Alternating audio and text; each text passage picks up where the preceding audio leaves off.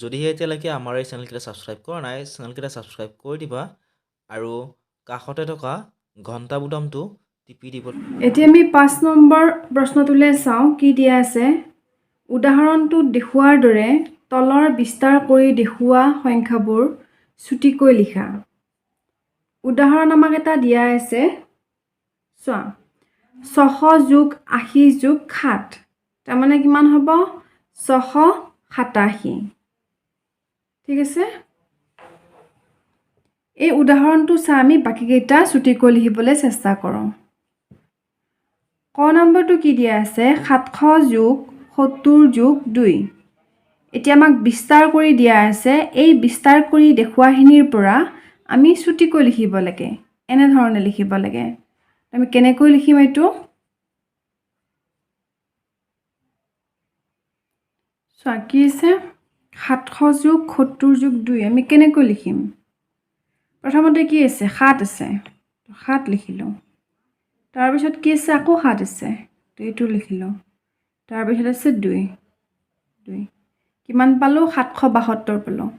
এতিয়া শুদ্ধ হৈছে নাই চাবৰ কাৰণে আমি কি কৰিব পাৰোঁ এইটো কি আছে এককৰ স্থানত গতিকে চোৱা ইয়াতে এককৰ স্থানত এই 7টো কি স্থানত আছে একক দহকৰ স্থানত।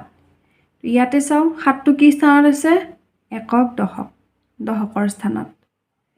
এইটো 7 আছে শতকৰ স্থানত একক দহক শতক। ইয়াতে চোৱা 7টো কি স্থানত আছে শতকৰ স্থানত একক দহক শতক তাৰমানে শুদ্ধ হৈছে ঠিক আছে। স্থান মান অনুসৰি যদি আমি চাবলৈ যাওঁ তেতিয়াহ'লে আমাৰ এইটো শুদ্ধ হৈছে। তাৰপিছত খ নম্বৰটো চোৱা 300 যোগ 40 যোগ 5 এইটো আমি কৰি চাওঁ কি হ'ব। প্ৰথমতে কি আছে 3 আছে 3 লিখিলোঁ। তাৰপিছত 4 আছে 4 লিখিলোঁ। তাৰপিছত 5 আছে 5 লিখিলোঁ।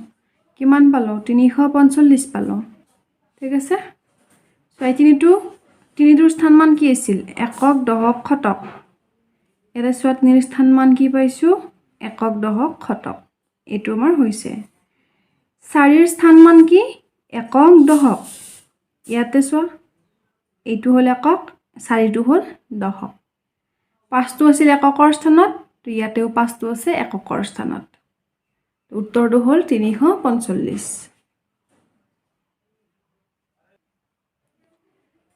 গ নম্বৰটো চোৱা 600 যোগ 10 যোগ 7 এইটো আমি কৰি চাওঁ।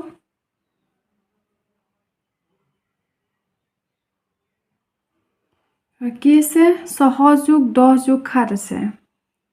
প্ৰথম সংখ্যাটো কি আছে 6 গতিকে লিখিলোঁ 6। তাৰপিছত আছে 1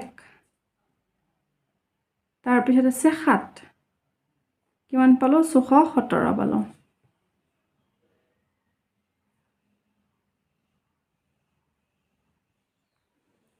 তাৰপিছত চোৱা ঘ নম্বৰটো 500 যোগ 60 যোগ 9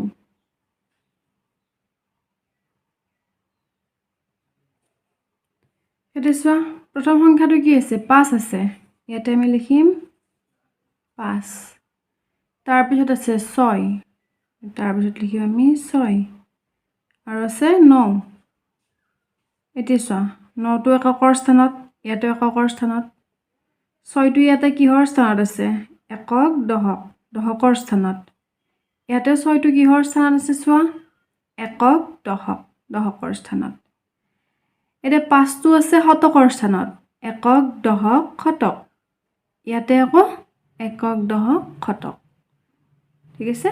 উত্তৰটো হ'ল 569।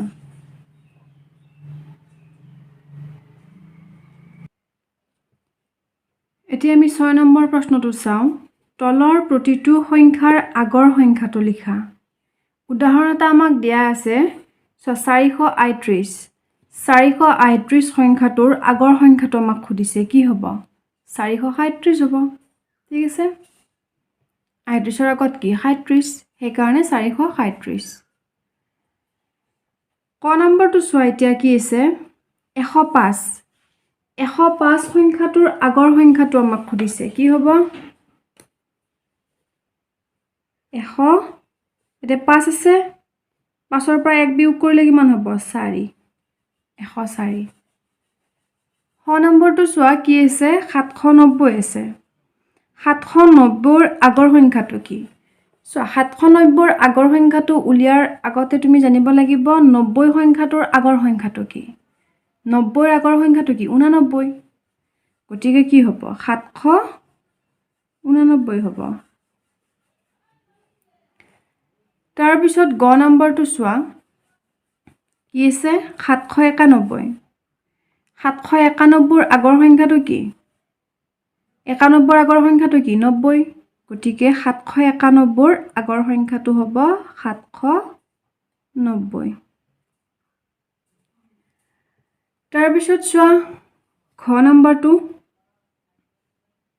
470 আছে এই 70ৰ আগৰ সংখ্যাটো কি 69 গতিকে 470ৰ আগৰ সংখ্যাটো কি হ'ব 469 নম্বৰটো চোৱা 863 863ৰ আগৰ সংখ্যাটো কি 63ৰ আগৰ সংখ্যাটো কি হ'ব 62 গতিকে 863ৰ আগৰ সংখ্যাটো হ'ব 862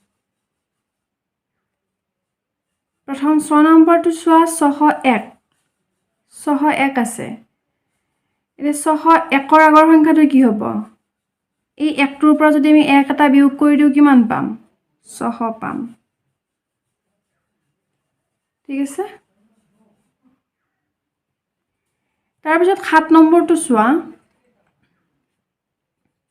তলৰ প্ৰতিটো সংখ্যাৰ পিছৰ সংখ্যাটো লিখা অলপ আগতে আমি আগৰ সংখ্যাটো লিখিলো এতিয়া আমি পিছৰ সংখ্যাটো লিখিব লাগিব উদাহৰণ আমাক দিয়া আছে 633 633 সংখ্যাটোৰ পিছৰ সংখ্যাটো কি হ'ব 636 হ'ব ঠিক তেনেদৰে বাকি কেইটা আমি আলোচনা কৰোঁ ক নম্বৰটো কি দিয়া আছে 937 937ৰ পিছৰ সংখ্যাটো কি হ'ব 937ৰ লগত 1 যোগ কৰিব লাগিব যোগ কৰিলে কিমান পাম 938 পাম 37ৰ পিছত কি পাওঁ 38 পাওঁ সেই কাৰণে 938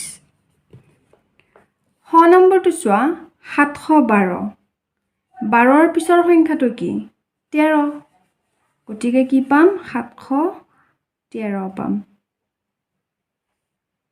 গ নম্বৰটো চোৱা কি আছে 405 এতিয়া 405ৰ পিছৰ সংখ্যাটো কি জনাৰ আগতে জানিব লাগিব 5ৰ পিছৰ সংখ্যাটো কি 5ৰ পিছৰ সংখ্যাটো হ'ল 6 গতিকে 405ৰ পিছৰ সংখ্যাটো কি হ'ব 406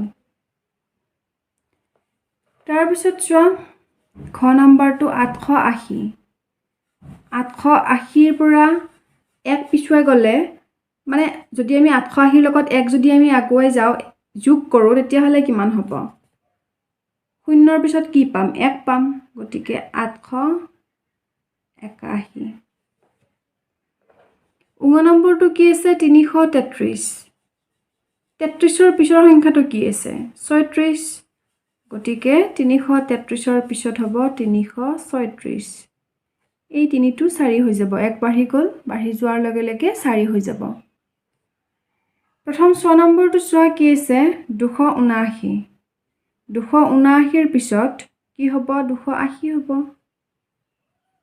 কাৰণ 79ৰ পিছতে 80 পাওঁ আমি